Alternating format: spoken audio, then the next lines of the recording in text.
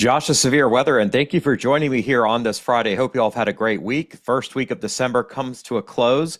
The second week of December turns very unsettled with moisture returning to the Gulf states, maybe some severe weather and certainly some wintry weather across the north as well. We're getting into a more active pattern with storm after storm crossing the country again after a somewhat quieter week for most, except for those of you in the mountains and in the Great Lakes where we've had some lake effect snow for sure. We are going to talk about what's to come here in the upcoming week in this video. Storm after storm crossing the country, one across the north and one coming up from the southwest, and then a second wave forming along that is going to enhance our rainfall here and cause some potential flooding and certainly the potential for some severe weather. Now, before that unsettled weather gets in here next week, we continue to shiver out there this afternoon. Let me refresh this. As temperatures remain below freezing across much of the Northeast and Great Lakes and pretty cold all the way down into the deep south, where temperatures have struggled to climb past the 30s and 40s. Now, this cold is going to stick around tonight, and we are going to see low temperatures by morning into the teens across the mid-Atlantic states, single digits across New England, and 20s all the way down into South Georgia. And I will zoom in just to show that to you here real quick. You can see here teens around places like Raleigh, North Carolina, near Charlotte, 20s in Atlanta and Birmingham, teens across the Ohio River Valley, and single digits here over portions of the Appalachians. And farther to the south here, one of our coldest nights of the season, all the way down into North Florida, where we are going to have a freeze. Frost again tonight across parts of Louisiana, Mississippi, and Alabama, and getting down into the 40s in southwestern Florida and areas that were hit by Hurricane Milton. But temperatures tomorrow do start to make a bounce back here. It'll still be chilly, but not as cold as today was. I'll give you an example. Today in Raleigh, where I live, did not even get to 40 degrees. That's our coldest day since last January. Tomorrow will be into the upper 40s, so it is going to get a little bit better. And then as we head towards Sunday, a much more seasonable day as temperatures return to the 50s, 60s, and 70s, but more unsettled during that time period as well. And here's why. We've got this big trough cutting across the southwestern United States, and you can see the moisture beginning to feed into Texas again. And it's going to be an unsettled coming up week here across much of the south and east, and eventually up the east coast as well, as this trough eventually makes some progress eastward. Gone will be this big cold trough that we have across the eastern United States. That is going to retreat, and we are going to transition to a much milder weather pattern, which will stick around actually for a couple of weeks. It doesn't mean no snow, but it means temperatures are going to be closer to average and even above average for those of us here in the Great Lakes and Northeast, but not necessarily an absence of winter weather just yet. In fact, you'll see we do have winter weather advisories in purple across the northern Rockies, across the Arrowhead of Minnesota, and across portions of upstate New York, and winter storm warnings still off of Lake Ontario, as well as over far northwestern portions of Montana. And winds are going to ramp up as well. We are going to see high winds on the front range here of Montana and Wyoming over the next couple of days as these storms head our way. So let's look at the shorter range here through the weekend. This is the NAM model for the Northeast from weatherbell.com. And we're not out of the woods yet for snow. In fact, we are going to have moisture moving in from the west over the weekend, so snow will advance back into this area. Now, it won't be lake effect at this point, but it will still be snow, and that starts here around mid-afternoon tomorrow across western New York and Ontario, and then spreads upstate into New York and eventually into New England tomorrow night, where we are going to pick up more accumulation of snow here throughout the night tomorrow night. Now, as it warms up, we'll actually see this change to rain around the lakeshore area here where it snowed so much over the last week as temperatures make it past freezing, but still pretty chilly. We're also going to see a little bit of light rain over portions of coastal Mass and Rhode Island as well. This will be pretty quick. It'll be out of here Sunday morning for most of us, some lingering flurries and mountain snow, but for the most part, this heads into Canada and leaves the U.S. by lunchtime on Sunday. And then quieter weather is expected Sunday night before our next wave gets to move into the area. Here's a look at snow totals over the next 24 hours. We still anticipate close to a foot off of Lake Ontario on top of what we've already have, and as much as 4 to 5 inches south of Buffalo and a couple of inches in the Erie area as well. Now, as we move this along into the future, we are going to see the lake effect wind down, but a more substantial snowfall as we get into Saturday night and Sunday morning, even Saturday afternoon, in portions of eastern Ontario and southwestern Quebec, and as well as upstate New York. So more snow on top of what we're getting in some of the same areas here over the Tug Hill Plateau, the Adirondacks, and eventually heading into the mountains of New England. Generally speaking, the higher elevations have the best chance of seeing more than 4 or 5 inches of new snow. So the ski areas will be happy out of this. We'll see several inches as well across parts of New Brunswick and Nova Scotia. So maybe as much as 15 to 20 centimeters in some of these areas here. But this is going to be moving out pretty quickly as that milder air moves in. And by Sunday night and Monday, we should eventually see that coming to an end. Backing it up a little bit here so you can see this wave of moisture that comes in. This is going to be early in the day tomorrow. We're not just going to see snow in Northwest Ontario and in the Superior region, but we're also going to see a switch over to sleet, which is orange here, and freezing rain in pink on the U.S.-Canadian border. So unfortunately, those of us in Minnesota that want to see snow are going to see it, but it'll go back over to ice on top of that. And that could cause some dangerous travel here during the early morning of tomorrow. And that ice threat does shift over to the Keweenaw and the UP of Michigan. It does go above freezing on the lake. So the lake does keep it a little warmer, but inland over the higher elevations, we do see freezing rain. And then this area of snow does spread quickly across upper lower Michigan towards the thumb and crosses Lake Huron here around 10 or 11 in the morning tomorrow.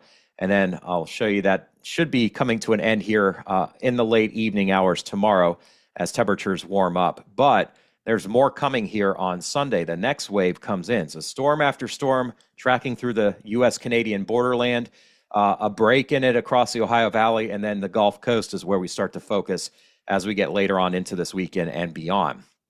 You can see the next wave of snow spreads in. So here we go. We've got the lake effect leaving. We've got the wave coming tonight and tomorrow, a break, and then the next wave coming Sunday afternoon and Sunday night. So every 24 hours, just like a train that continues to run here across the northern U.S. Each one of these waves will probably produce about 2 to 4 inches of snow. Some areas could, of course, see more near the lake due to that enhancement. You can see the first wave that rolls through here. Here comes the next one. This one actually has more legs to it across northern Minnesota. In fact, we may see close to a foot on the Superior Shore here, close to Duluth and on up a little bit farther north. So the lake may actually enhance those snow rates here, but it is going to stay well to the north of Minneapolis, St. Paul, as well as central and southern parts of Wisconsin. You can see a very fine line between who gets the snow and who doesn't. Looking farther west into the Dakotas here, this is the first system which I showed to you. Then here comes the next one. And just kind of a sloppy mess. Temperatures do recover from this, but they will take a while to get above freezing. And it may be until mid-morning on Sunday before that happens. So in the Twin Cities right now, our NAM model's not showing anything. But when you get a little bit farther north towards Brainerd, St. Cloud, and northwestern Wisconsin, we do have a threat for a little bit of freezing rain here early in the day on Sunday before a switch over to rain. And then it will turn colder, and we'll see that switch back to snow later Sunday evening and especially Sunday night. And there'll be another storm after this, but this is going to be a pretty significant one here, our first kind of threat of real ice here of the season across this area. So you can see the NAM model takes our snow away, then brings it back in for Sunday. Again, 3 to 6 inches in the heavier parts of this, maybe locally up to a foot. But you can see here, once we get out of this system here, the next threat will be beyond that. Now, I did want to show you upstate New York again real quick here. Amounts could be as much as 24 inches from now through Saturday at lunchtime. And then we are going to see a break before the next wave comes in. And you can see that here on our upper level chart here. You can see the cold. You can see where the troughs are going. So this is the retreat of our cold. But then we've got several features to track here. This is Sunday evening, and here comes the next one. And we also have 2 features down south. So all of these are going to track eastward. They're going to take their time, but they are going to track eastward. And then this piece here kind of gives this one a kick in the butt here and says, all right, we're going to get this colder air to return, but it won't be until Tuesday night and Wednesday. You kind of see that here where we've got the cold shooting farther south. So we'll get much cooler again after a couple of days of mild weather here. This process starts Tuesday in the plains and shifts east into the eastern United States and eventually down south for Wednesday and Wednesday night. But it's not going to stay cold as long this time. In fact, it'll turn milder again towards the second part of next week. So by next weekend, we are faced with a milder weather pattern across much of the country. And that pattern does pretty much persist heading into the days leading up to Christmas time here. It doesn't mean we don't have winter storm threats, but it certainly does reduce our chance of seeing some pretty cold air. So some good news and bad news there, depending on who you talk to. But I don't think we are going to be completely warm the rest of the month of December. I do see some more shots of cold coming towards the holidays and beyond. But right now, that certainty level isn't extremely high, if that makes sense. There are signals on our models, but there's never a great solution that far away. So we're going to track that for you in the coming weeks. Here are our temperature anomalies. This shows where the cold has been, especially in the east and the southeast. And it stays chilly, as we had mentioned, for tomorrow. And then we start to see that moderation on Sunday. It'll be cool in Florida, but not as cold as it has been. Meanwhile, the plains turn much milder Sunday, Monday, and early on Tuesday. But here comes the next wave of cold. We can see lunchtime on Tuesday. It's pretty clear where our cold front is as the next wave of cold comes down here. Now, this one's not going to be as tough as the last one, but it will still get fairly cold still here for the middle of next week. You can see that, especially where the snowpack is getting bigger over Ontario and Quebec. Here comes that cold Wednesday night. And Thursday is probably our coldest day of next week. Friday's still a bit chilly, just like this week, but it does start to moderate. And then next weekend, we return to a more typical temperatures here for the middle of December. And here comes the next shot of warmth. So you can see we're on a roller coaster going up and down here. And I hope you all have taken your meds for that. If those of you are not friends of the roller coaster rides, I used to love them when I was a kid, but now, man, I would never make a good fighter pilot. I think I would get super airsick, if that makes sense. So anyway, that is a look at the longer range here. You can see on the GFS, storm after storm here. We've talked about this for a while, but I just want to show you all the latest and greatest here. It's going to be active down south here. Whenever we see these winds pick up down in here, we've got to be concerned with the threat for some heavier rain, as the Gulf is still pretty warm. There's also a chance for some severe weather, as you can see here on Tuesday. Let me back it up a little bit. The heights come down and the wind field comes up across this area. So something we need to watch right now. I don't think we're talking a major event, but I do think we need to be concerned with at least that threat for some stronger storms. And if you look at the GFS model, you're going to be able to kind of see where that takes shape here. So this is Sunday night. We have heavy rain and maybe some thunderstorms from Louisiana up into Tennessee.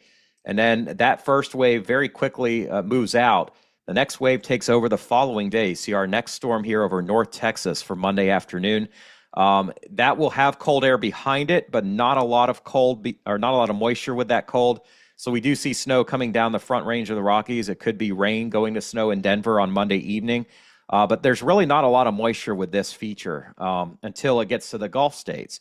And then as it comes up Tuesday and Wednesday, you see it blossoms into a much bigger rainstorm. Now, a couple of days ago, it looked like there would be a lot more cold wrapping into the moisture here. Now it looks like the cold is going to struggle to catch up. There will be some snow, I do believe, but it's not looking like a major snowfall at this point, except maybe across New England and southeast Canada here Wednesday night into early Thursday. We may get crushed in parts of Maine and Nova Scotia, or not Nova Scotia, New Brunswick and Quebec. I don't think Nova Scotia is going to see much snow out of this, to be honest. And another point I want to make again, even though the next wave of cold is not going to be nearly as intense, it'll still be cold, and it will still trigger lots of lake effect snow for Thursday and early on Friday. So you see how this pattern repeats. Then we go back to rain. Then we go back to cold and lake effect. Then we go back to big wind. And so it's just back and forth the entire next 2 weeks here of the month of December. Here's a Canadian model real quick just to show you some differences here. There aren't very many. You can see it could snow down into Tennessee, North Georgia, Western North Carolina Wednesday afternoon. The mountains will probably pick up more snow. West Virginia is getting more snow out of this in the higher ground, especially. Western PA is as well. But this isn't going to be a crushing snowstorm. I don't think it's going to be a blizzard of sorts here. I do think there'll be some high winds with it. But primarily this tracks along and west of, say, Interstate 81. And pretty much the higher ground is going to be getting the snow out of this, not so much the bigger cities of the East Coast. And finally, the European model, just to show you all some comparisons. You can see definitely stormy down south here. We've got to watch these storms in here. There's going to be a little bit of supercell potential and maybe some strong winds and a few tornadoes possibly, but not the best setup for a big severe weather outbreak, at least at this point. It will be more of a heavy rain setup here down across this frontal zone here for Tuesday night and moving up into the East Coast Wednesday morning. Should be a washout on Wednesday for the most part. Some gusty winds, then it turns colder. Then we have high elevation snow Wednesday afternoon, Wednesday night. and then it lifts out on Thursday, and lake effect follows for a day and a half or so. So here's a look at our rain potential here. This is the first system in Texas, generally less than half an inch. It does start to pick up in Louisiana Saturday night and Sunday, in Mississippi Sunday night and Monday morning. Generally speaking, 1 to 3 inches of rain expected here, less when you get up to the Ohio River, and even less than that once we get north of St. Louis. But the next wave could be pretty darn wet down here, and I'm going to show that to you here in just a little bit so you all can see. Here's the first wave. It avoids Florida for the most part here through Monday morning, does move into western Florida, the Panhandle, and into the Carolinas. So we do expect a wet day on Monday across much of the eastern United States. Then the next wave moves in Tuesday afternoon, Tuesday night, and the heaviest rain potential is centered around the Gulf Coast region, basically from Biloxi, past Christian, Pascagoula, Mobile, those areas, right on up towards places like Niceville and Crestview in Florida, Dothan, Alabama, and all the way up to maybe the Macon area here by Wednesday morning. There is a slight risk for some flooding here that's being forecast here by the Weather Prediction Center. I'm not showing that to you. I'll just show you the rain totals if that makes sense. But then up the east coast of Wednesday, we do have a pretty good shot of seeing a lot of the area picking up more than an inch of rain. You can kind of see this area in here we're kind of highlighting here for that heavy rain threat. So gusty winds, heavy rain, just a real sloppy day for Wednesday expected. Then it dries out and turns quite a bit cooler after that. Now, snow potential, we still have to talk about that, especially up north. I've showed you this system here, but as the system drops down into the Rockies here early next week on Tuesday, we are going to see some snow, but then we just deal with a big trough that produces just scattered light to moderate snow across this area. And it could get all the way down to KC and maybe St. Louis. And you can see it's actually trying to avoid the bigger cities of the Lake Michigan area here on Wednesday morning. It kind of goes around you in Chicago. We could see maybe a sneaky inch of snow, places like Champaign and Indianapolis and Bloomington, Indiana, maybe Dayton, Ohio here, maybe even a little bit of snow stretching into northern Kentucky here on Wednesday afternoon and especially Wednesday night. So that's something we're going to watch.